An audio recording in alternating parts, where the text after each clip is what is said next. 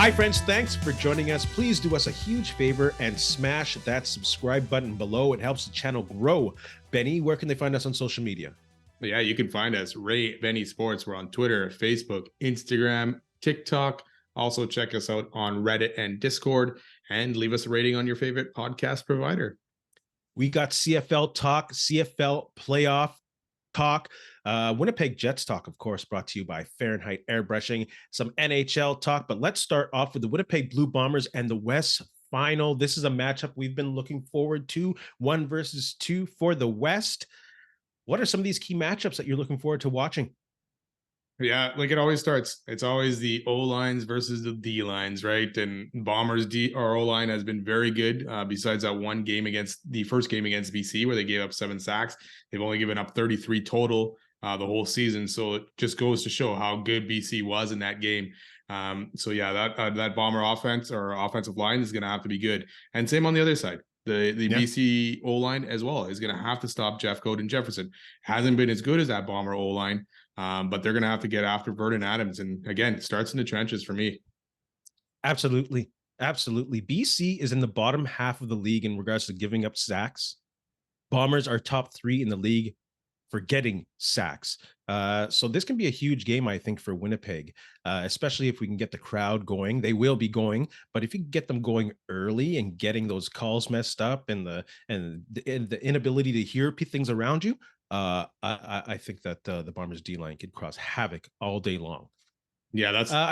Oh, sorry. Go ahead, please. Good. No, and I said that's the noise. That's a big thing, right? The crowd noise. You got to throw BC off that game. It's funny to me that you say that BC have given up so many sacks. It's like you got Vernon. I know Dane Evans played a little bit, but you got Vernon Adams back there. And it's amazing that a guy like that who can run and get away still end up taking up a lot of sacks this year. Their O-line is not very good, especially when it comes to the running game. But yeah, they've been kind of up and down. If they play good and if Adams has time, then they will be dangerous. But if that O-line isn't playing at their best and the Bomber D-line gets some momentum, watch out. The Bombers receivers against the Lions secondary.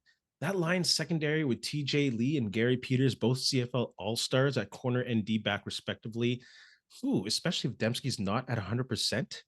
And I think it's almost a guarantee that Schoen will not be playing, still hasn't participated in practice, has an ankle injury. I don't think anyone's really expecting him to play. So, yeah, I'm looking forward to seeing that matchup. That could be a troublesome matchup for the Bombers, especially if Rasheed Bailey is not 100% either. Yeah, that's and that's a crappy thing about this, right? You got this far, and now all of a sudden you're facing injuries to one of your main cores. Dembski and Bailey got hurt in the last game. Right, the last game of the season that was kind of meaningless. Well, not kind of meaningless. Was meaningless. So it sucks for a guy to get hurt in that game. Dalton Schoen has been out for a bit. Again, they listed him as questionable. Maybe he still suits up and plays a little bit in this game. But do you risk that chance, or do you put Markeith Ambles, who is practicing with the ones this week as well, and play him in there? One of the things though with the Bombers on offense, and I know it's going to be different if these receivers aren't playing. Their best 2 games passing yards wise total was against BC. In the second and third games, Claros put up the most numbers. He did. Even Drew Brown got in the mix in that second game as well. So, and who was a leading receiver in both of those games? Kenny Lawler, 200 in one game and 97 in the other. Yeah, and he's there. So he needs to have a big game. This is where he is going to need to step it up. I know they still got Drew Wolotarski. It sounds like Bailey is probably in better shape than the other 3, the other 2, Dembski and Schoen. But chances for Wolotarski or Orange O'Leary as well. Is it O'Leary Orange? Do I keep messing this up? There you go, O'Leary Orange. But yeah, it's time for those guys to step it up. But the main thing is the Bombers' run game needs to pound that BC D line and open things up for those receivers as well, who may not have their top guys in there. But if Oliveira can have a great game against the BC front 7, Bombers got a great chance. Yeah, again with the lineup matchups. I think we're going to miss a good matchup between Oliveira and Hladik. It doesn't sound like Hladik's going to be good to go from what I've been reading on Farhan Lalji's Twitter. I'm going to call it Twitter. Hladik will be out. Josh Woods played last week and he put up 11 tackles. He's a very good replacement from UCLA, so he's more than capable. I don't know what it does to BC's roster on the game day in regards to their ratio, because Hladik was such a big piece, but maybe that's good news for Oliveira, because what's his name? Josh Woods. I just said it. He's a very fast linebacker, but if he's going toe to toe and Brady Hill's going downhill, I'm going to take Brady Hill. Yeah. Brady Oliveira. Brady's going downhill. Oliveira. Yes. Goodness gracious. Another matchup I'm looking forward to watching, or suss out, is the Buck Pierce and Ryan Phillips and Richie Hall and Jordan Maximic. Without having a day of coaching football in my life, I can't go into game planning and scheming exactly what they'll do, what kind of zones Richie Hall will play. But we saw it last game. Halftime, there's definitely some adjustments made on the Bomber side offensively and defensively. BC didn't make those adjustments. Maybe they got comfortable and they couldn't adjust to what the Bombers' changes were, and the Bombers won the game. So that's going to be another matchup, the coaching matchup. Obviously, I can't go into detail, like I said, but I'm looking forward to seeing how they do and the adjustments throughout, because they've seen each other lots. 4th time this year. Yeah, exactly. And then 4 times last year as well. Was it? Yeah, did they play 3? Much. And then the playoffs? Yeah, Richie Hall. I mean, the Bombers D tends to give up a lot of yards, here and there in games, but they don't end up necessarily giving up a lot of points. Vernon Adams had 250, just over 250 in the first half of that last game that they played each other. And then Hall and the defense made some adjustments, and they only ended up getting that one long pass in the last play of the game, basically. And that was it. So yes, the Bombers D made the adjustments. The Bombers just did enough. Zach Claros has to play mistake-free football. We've seen him give that ball away a little bit too carelessly this year. Interceptions, fumbles, trying to do a little bit too much. So yeah, he'll have to just settle down and play and give what the defense is giving him. And if he has to take a sack, just take a sack. Yeah, and also with adjustments, it's not really an adjustment, but when you have a team like BC who can't close a game with a running game and they're limited to being a passing team, that's hard to close out games. It's hard. Sorry. Any other matchups that you're looking forward to seeing? No, just handling Matthew Betts, stopping him from getting to Claros, really, and that's really it. We've mentioned a few other things, so looking forward to it. So that's Matthew Betts against Hardrick, I think. He's on the left, Hardrick's on the right. They go toe-to-toe. I believe that'll be the matchup. And I think that's another reason why you get the running game going. You have to beat his ass on the line, take him out, make him tired, punch him in the face over and over again, have him playing on his heels. So he can't be full out throwing going after Buck Pierce. Pierce. Zach Caleros. Man, maybe I got some CTE. Let's go on to what do the Bombers need? That's not a shot on Buck Pierce. I'm sorry. I should have said. Or Zach Caleros. Read the room, Ray. Read the room. What do the Bombers need to do to win? Speaking of Zach Caleros, he can't give up the ball. We've seen him in uncomfortable situations throw the ball into double or triple coverage when he's in trouble. And not only does that set the Bombers up for possible turnovers, in one instance, it took him out for the game against Edmonton. Yeah. Luckily, Drew Brown was there, and luckily it was Edmonton. But at the same time, he can't be making those mistakes or fumbling the ball like he did against BC on their side of the field. Hold on to the ball, Zach Caleros. Yeah, he's made a lot more mistakes this year than he has in the past. So I definitely agree there. He'll have to just play some clean, mistake-free football. Obviously, if you make a mistake, it's going to happen throughout the game. But hopefully it doesn't end up leading to a turnover like it has, especially the pick sixes, man. There's been way too many of those. You can't give up 3 points to this BC team at all, especially on D, because their offense is going to score and move that ball. For me, running the ball for the Bombers, they have to pound that D-line. We just talked about this. They have to slow down that pass rush. If you get Betts to even take a second to think, well, this is a run, because they're getting at us, he'll hang back a little bit more. It gives you more time then to throw the ball. So, which then it helps Claros as well, and hopefully make, mistake-free football. Yeah. Run game's got to help them not be in second and longs, because that'll, pin the ears back of that BC line, D line, and they'll come after Claros. So again, that first rush or that first play has got to get some yards. Yeah, and that running game just gets the offensive line into a groove. Offensive linemen will tell you 9 times out of 10, they like to run block better than passive blocking, because they are attacking rather than standing there and taking the hit. You know what I'm saying? They get to hit people in the face. So yeah, definitely get that. And you know what I'm going to say? I've said this so many times this year. Play the heavy set.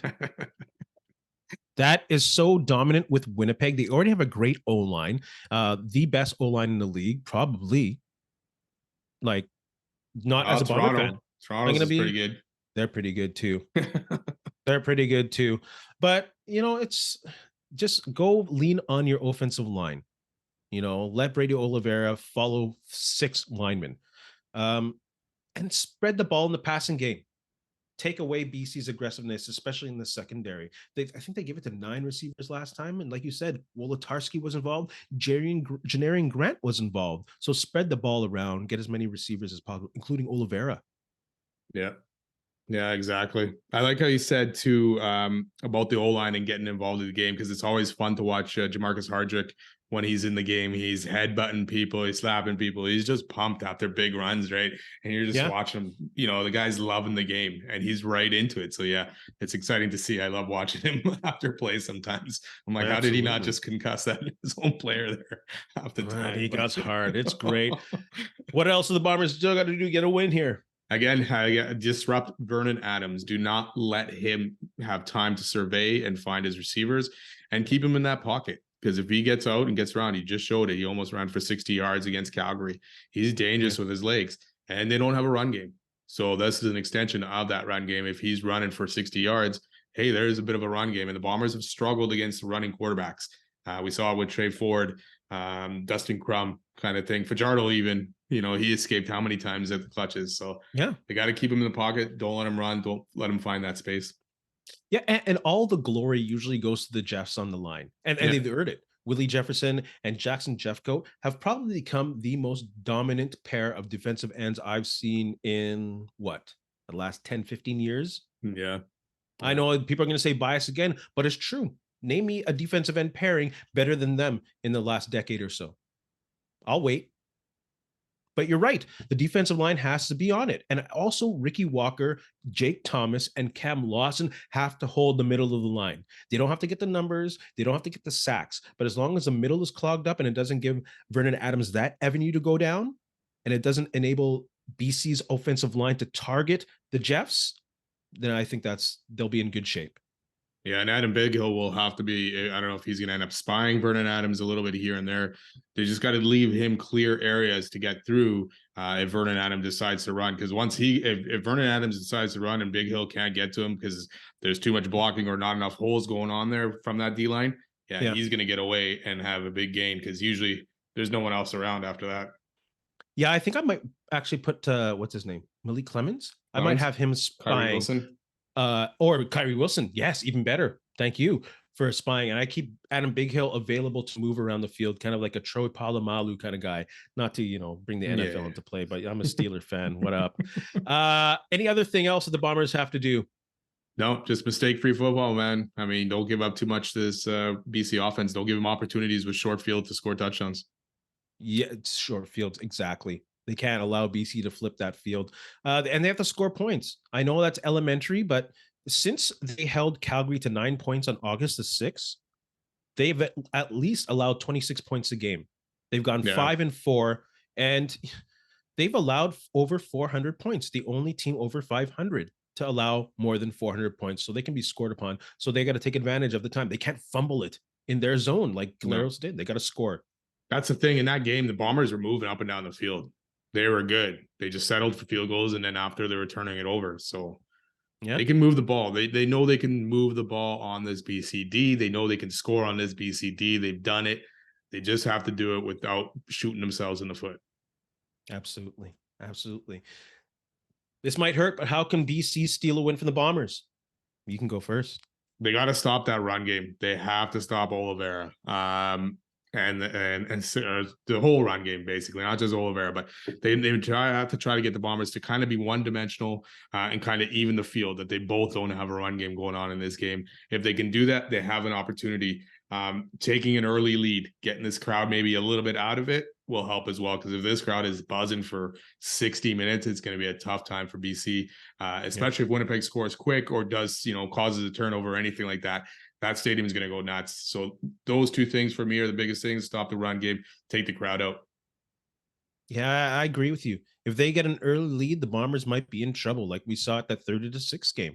And there was a vibe that BC came onto the field with in that 30-6. It's like, we have to work. They just walked on. It's like, something's up. I remember watching that game from Section 112, and they just walked on the field. It's like, what's up with that? They remembered the playoffs and they came hard, and they're going to come hard again. Oh, that sounds horrible. Any which way, like you said, get pressure on Zach Collaros. The BC Lions were second in the league in sacks. Bombers, very good offensive line, but BC was second in the league in sacks, so they can cause some damage, like we saw again in that 36 game, especially with Betts. How many sacks do you have? 3. They got 7 total, right? Or yeah. How many in that game? Yeah, that was crazy. That was not fun to watch. And when Collaros is pressured, he turns the ball over this year. Yeah. And he was any quarterback usually does that game. Exactly. So they got to stop that. Who's in line to have a big day, you think, in this game? I'm going to say Kenny Lawler, since he's already shown that he can have big games against BC with 297. I get it. Dalton Schoen's not going to be there to be a distraction, but still, Kenny Lawler has skill, and he knows he has to be the dude right now. He knows he has to be that dude. Yeah, for sure. Yeah, he's going to have to step up. Hey, this is why you brought him back. This is why you paid him the big bucks. And he can do it, obviously. He's shown it. And he thrives in these situations. So, yeah. I'm going to go Janarian Grant. You know what? We've kind of missed him for the most part this season. I know he had some early season success, like that run against Saskatchewan, great run and all that. But I think the Bombers are going to need to win that field position battle. And I think this is where Janarian Grant is going to step up for the Bombers and give them and flip that field, especially if some of these wide receivers are out. I think that'll definitely help them with shorter field and good field position. So I'm going to go with Janarian Grant on this one. Yeah, I hope he has a big game on special teams and in receiving as well. Just give him 2 or 3 receptions, a couple screens, see what he can do, and just, again, keep that BC defense on their heels. On special teams, I hope Sergio Castillo is going to have I hope that he's going to have a big, I do hope he has a big, I think he will have a big game. He's been converting very well. I think best all-time field goal percentage in Bomber history at 90.2 or something like that, or maybe even more than that. I can't remember the number, but I think he'll have a big day. I think he'll hopefully put all of his kicks in. And also Terry Williams. Don't sleep on that returner on BC. Sorry, I'm going to pick a BC player. Top 3 in return yards, partially because BC got scored on a lot, but still, he's a solid returner, and the Bombers have not been very good at covering kicks. No, they got a little bit better in the second half of the season, but still not that good. It's funny you say about Castillo, because Sean White on the other side has been great this season. So yeah, Castillo is going to have to match him toe to toe, because Sean White, I don't remember when this guy misses half the time. I see what you did there. Toe to toe. With the kickers. Very good. Very good. Yeah. Cheers. Who else you got on that list? I agree with Kenny Lawler. And I agree that the Bombers do need to shut down that return game. We know Vernon Adams is probably going to have a good game here. He's going to put up the yards and all that stuff. But again, BC are going to be needing the lesser known guys. And if somehow Mazzell could have a good game, which I doubt, I don't think so. If they get that run game, that would be huge for BC. But yeah, I agree with all the other guys you mentioned. I don't think that we can discount or discontinue or discredit the talk of will we get good VA or bad VA. I don't think he's proven himself on that level where, yes, we know for sure we'll get good VA yet. We know we'll get good Zach Collaros. He might have a bad game, but he'll keep the Bombers in the game. Can VA do the same? Yeah, that'll be especially on the road. Yeah, and if the Bombers can get up a couple touchdowns quickly, like flip the script, like we were talking about, Winnipeg can't get down, right? If BC gets down, can Vernon Adams bring them back? Usually BC ends up imploding and it just gets worse than better kind of thing, right? So yeah, that'll be interesting to see. And if he does, there's a growth place right there for Vernon Adams if he can bring this BC team down on the road in Winnipeg in the playoffs. Good for him. Good for him. Also, Jackson Jeffcoat, I think he'll have a good game. Yeah, the Willie Jefferson too, right? They always seem to step it up when they know they have to, kind of thing. And again, it's a veteran team. They know what they need to do to get back to that Grey Cup. They've done it 3 years in a row here, so it'll be interesting. Zach Collaros is also 7-1 against BC in his career and has completed, I think, over 74% of his passes. So besides that one game earlier this year, he's been pretty good against BC. Oh my goodness, this is gonna be crazy. How do you see this game playing out? Who are you taking to win? I'm going to take Winnipeg. Being at home definitely helps. If this was in BC, I might choose differently. I do think it's going to be a very close game. I'd be shocked if it goes either way the first 2 games. I think it'll be more like the third game where it's close and then someone kind of pulls away at the end of it. But Yeah, I'm gonna have to take Winnipeg in this one. Out of the 81 games played in this year's regular season, 49 were comeback wins won in the last 3 minutes. Yeah.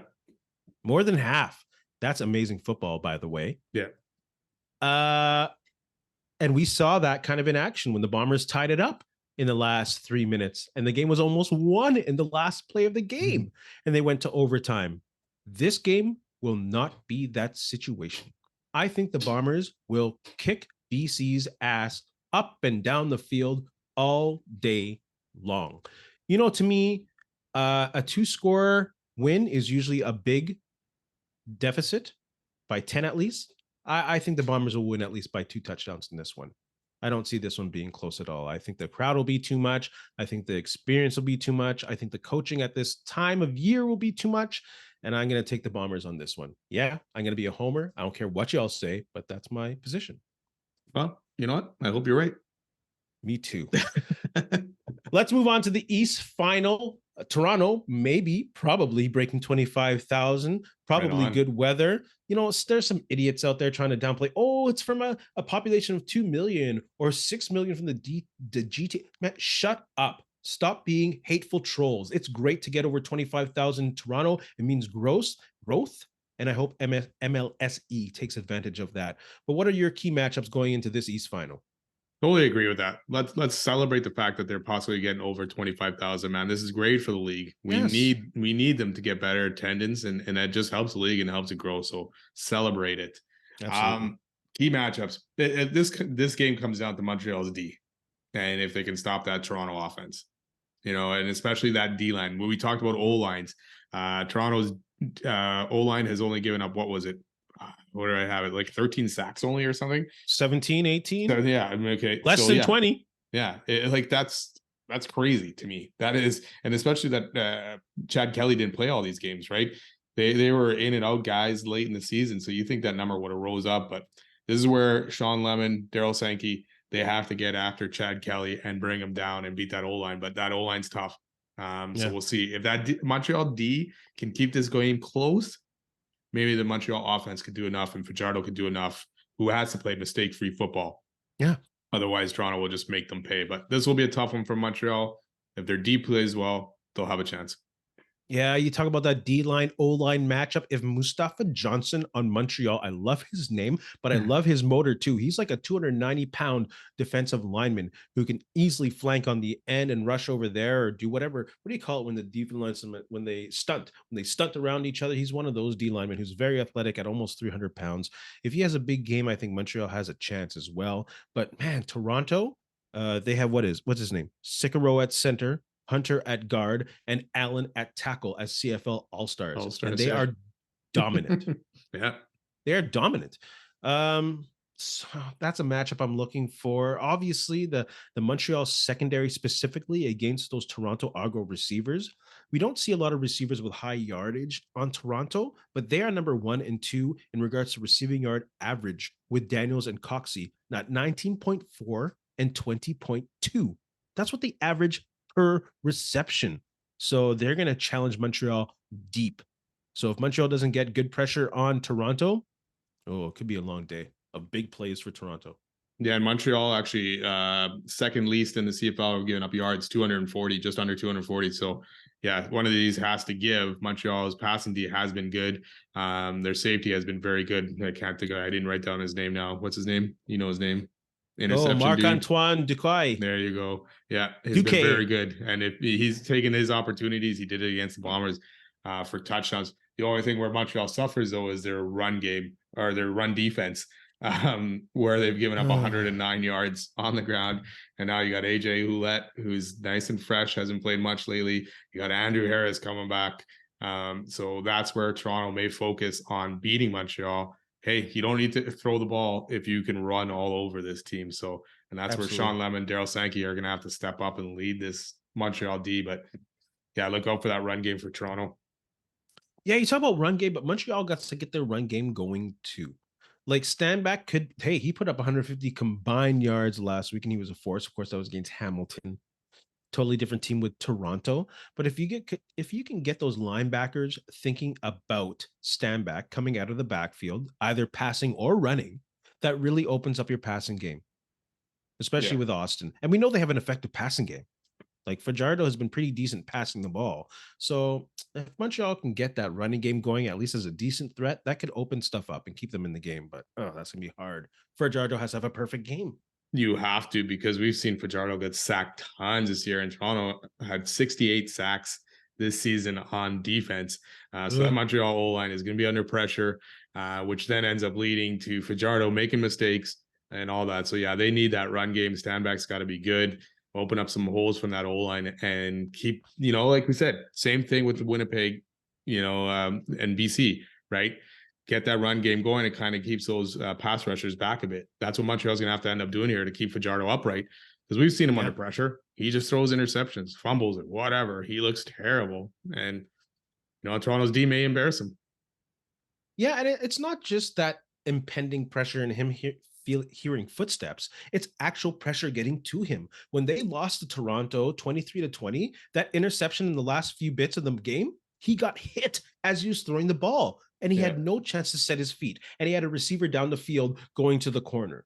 So if he had a chance to set his feet and actually throw it to the receiver one-on-one, they might have had a chance, but he didn't have a chance. The pocket was there. He had happy feet. And as he was throwing the ball, he got hit. And Toronto got an interception. BD got a field goal to win the game.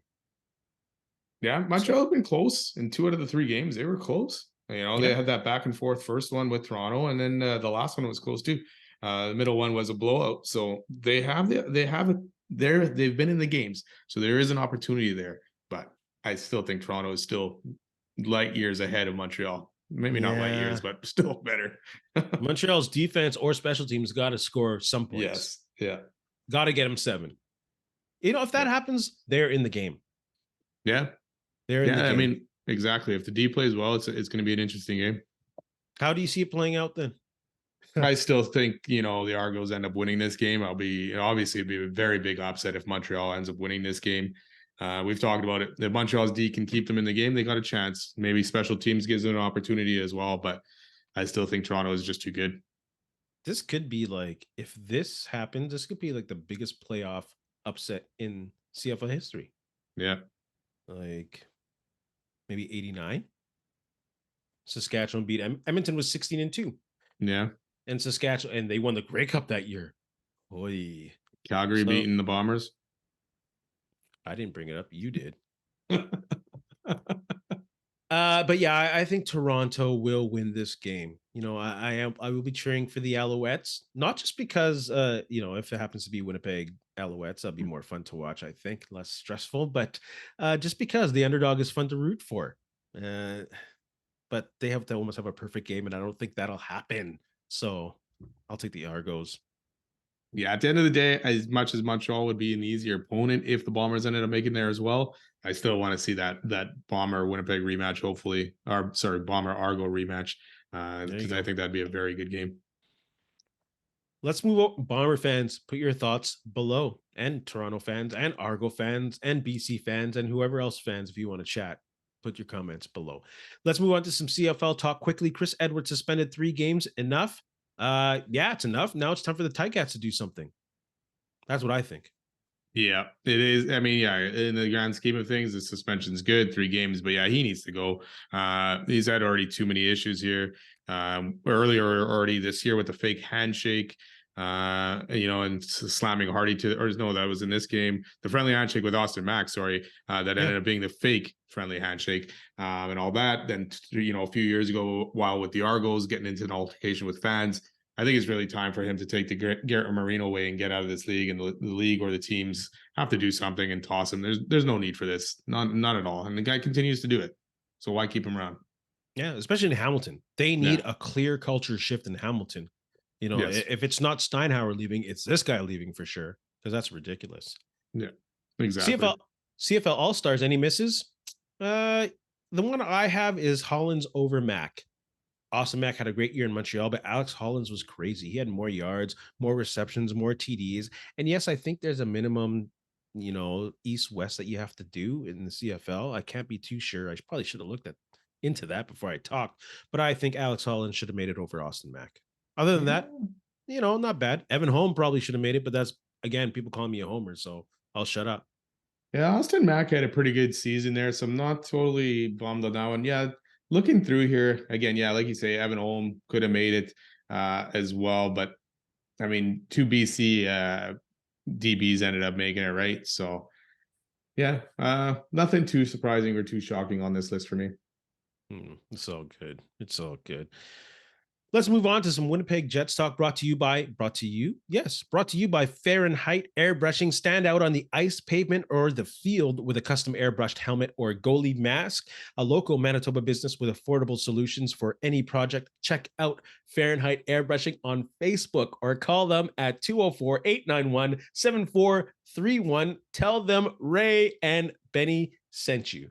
Now I feel like saying, you'll find us. What's that from? I don't even know what that's from. Let's talk about the Winnipeg Jets before we talk about stupidity. That's the mattress dude, isn't it? The Maybe. guy in Winnipeg, the mattress guy. I just have all these Winnipeg commercials coming up. You got it, Park Pontiac. Oh, there you go. Park Pontiac, you owe us some money.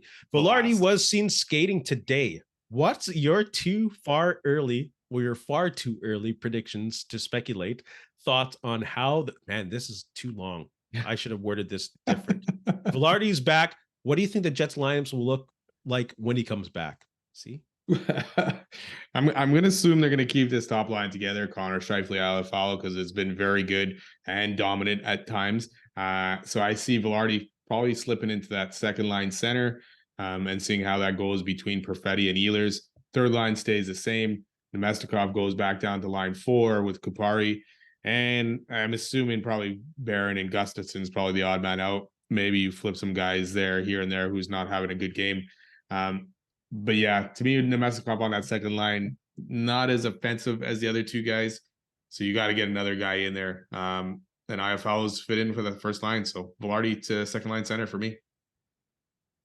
Yeah, I have I have Gabe Vilardi on that second line at wing and maybe moving Ehlers up to that first line. And because, Iafalo, I think will have to be dropped sometime in the year.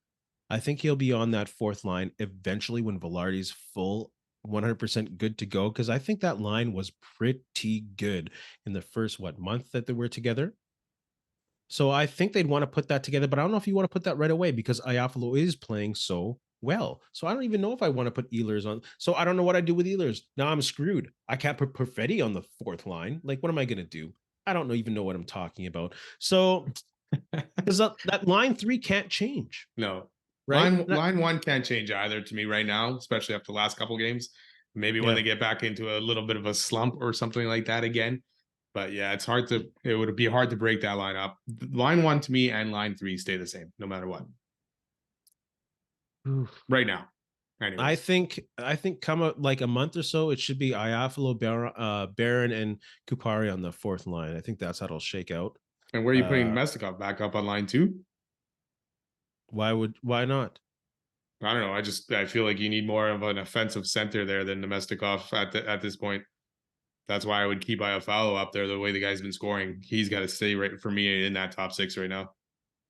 Yeah, these past 2 games maybe have changed that opinion, but they're playing some weak teams right now, and I don't know if Iafalo can go up and down with I guess we'll see with Dallas coming up, with the Colorados, and maybe we'll see. And Dallas is coming up, so we'll see, man. I don't know. Good problem to have either way to figure this out, right? So which segues into the next ridiculous question because of these past 2 games. But should the Jets split up Scheifele and Connor? Well, obviously it's easy to say no now, but with Vilardi coming back, I do want to give him a chance to play with Vilardi, all 3 of them together again. I want to see that line together, so I don't think they should split them, no matter what. Yeah, I mean, when they're in a slump and they're getting beat, they're bad. I know they give up a lot of goals. They score a lot of goals, but they give up a lot, and sometimes they give up more than they score. But when they're bad, they're bad. When they're good, though, like watching the last 2 games, it's like, holy crap. They know what each other is doing. Scheifele can find Connor. Connor's just finishing like crazy this year. on pace for 69 goals right now. So yeah, they're a crazy tandem together. So it's hard. I get it. You get frustrated watching them, so you want to split them up. But it would be hard right now to split them up. And so again, maybe eventually this line is going to go back into a slump, right? They're going to have few games where they're not scoring and things are going bad. Maybe at that point you try to switch something up. But right now, there's no way you're breaking them up after these 2 games. And I think you got to have faith in your depth that you've hopefully established this team on or built this team upon. Yeah, and you got to get guys, and hopefully Ehlers gets it going, right? He'll get it going. Quiet start to the season. Maybe you want to throw him up there with Scheifele or Connor and try to get him going, because right now that second line's not scoring a lot. Perfetti's getting points, a lot of them, power play points kind of thing. He scored again tonight.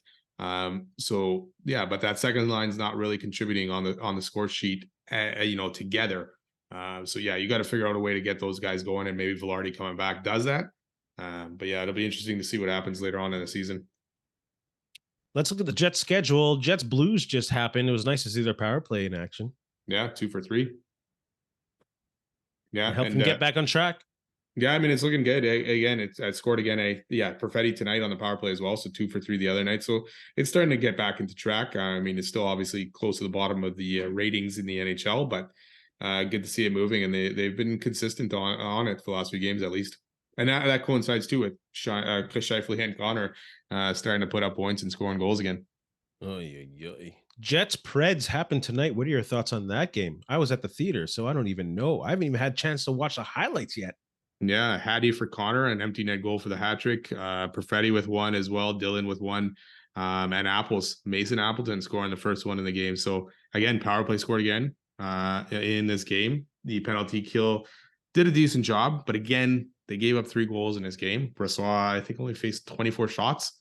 So again, his save percentage is going to be under 900. So again, the Jets are giving up too many goals in games. But yeah, another solid effort for the most part all around for this one, and a good week, beating 2 division rivals in St. Louis and Nashville, and beating them by more than a goal in each one of those, so good week so far for the Jets. When I watch a replay, I want to see what the issue is, if it's the goalie or if it's a defense not being able to establish the puck in their own zone and get it out. Probably a combination of those two. That's the Jets way. Even against St. Louis, I mean, Hellebuyck made some good saves, but there was plenty of times where he was way out of position, which is weird for Hellebuyck because usually he's big and boring, right? But he was out of position, and his D and his forwards were making saves for him when it seemed like it. Excuse me, an easy empty net goal for St. Louis. Hellebuyck, he'll round into form. No worries about that. Dallas coming up next. What are your thoughts on that game? That'll be a challenge. Yeah, it'll be a tough match. I mean, Dallas is sitting second right now in the division. Beat Columbus tonight. So I think they're 8-3-1 now, and they're good on the road. Yeah. I'm not sure if the Columbus game was on the road, but they're 4-1 on the road right now. So yeah, good start for them. Nothing world beating, because most of their games have been close. Like they got 2.8 goals per game, and then they've given up 2.5. So it's close. One thing is their power play is terrible. So that should help the Jets penalty kill. But it'll be a tough matchup. Dallas is a big team. They got some guys that can score, and Sagan and Ben and all that. So it'll be a good matchup. Jets also surprisingly good on the road. I think they're 4-2-1. Yeah. At home for this one. Yeah. 2-2-1. Double header on Saturday with the Jets and then Bombers after that. Oh man. What time does the Jets game start at? I think they moved it to 1:00 now. Okay, I'll take most of that in. Most of that in. Yeah. Let's move on to some NHL talk. Oilers should be goalie shopping. Yeah, maybe. I don't know. Too early. If they are, who should they be hunting? The Oilers got to do something because they're floundering, man. And if they lose tonight to San Jose, that'd be something. The pitchforks will be out in that one. Let's see here quickly. Otherwise, yeah, they need to find something. They need to find a goal. Obviously, Skinner has not played well, and Campbell has not played well either. It's 2-1 San Jose right now, halfway through the second. Sorry, I didn't mean to react like that. So yeah, they need some help, but that's not going to be the only issue because their D hasn't. That's not going to fix all their issues because their defense hasn't been good either. Yes, these goalies have not made saves when they need to, but the D is so well out of position. For me, looking through all these lists, I think maybe Jake Allen might be the best one for Montreal. Yes, Jake Allen. Jake Yeah. Allen. Go get Jake Allen. Stop messing around. Cap hit's not that high, or it's high, but not that bad. But you got to get rid of Campbell somehow. And they're not going to get Soros. Just get Campbell. Stop messing around. How do you Allen, not Campbell. Oh my gosh. How do you got to get rid of Campbell somehow? And that probably includes trading your first rounder next year for someone to take that contract on, because they got no room in the cap to even grab any of these guys. So unless Montreal's taking Campbell back with a first rounder, I can't see them making any move here. Jeez. Good old Edmonton. I'm sorry, y'all. Skinner has faced 10 shots and he's given up 2 goals. Ouch. Benny, you have anything to say to our friends, especially those in Edmonton? You know what? I feel for you guys. You know what? Thanks a lot for listening. Have a good week, and go Bombers, go. Yeah. Oh, I can't wait. Got the dub. Oops, the dub. This reverse screen sucks. I'm gonna be in section 112. Can't wait. Come say hi. Make some noise. And in the famous words, you know what? Before I say the famous words, I'm gonna say this. Fuck Alex Galchenyuk. That guy is a punk bitch. What a loser. You want to say anything about this fool? You pretty much said it all. That was ridiculous. I know there was an issue in with all that stuff, but my God, I wasn't expecting what we saw in that video. That was disgusting. And I hope and I pray this guy never sees his foot in the NHL ever again. But yeah, totally agree with what you just said. Please, Ryan Reeves, if you want to fight someone, get your hands on that MFer. And in the famous words of Michael Jordan, I failed over and over again in my life, and that is why I succeed. Hey, friends and neighbors, don't forget to check us out online on Facebook, TikTok, Instagram, and Twitter at Ray Benny Sports. And don't forget to check out our YouTube channel. Leave a like, leave a comment, tell us what you think.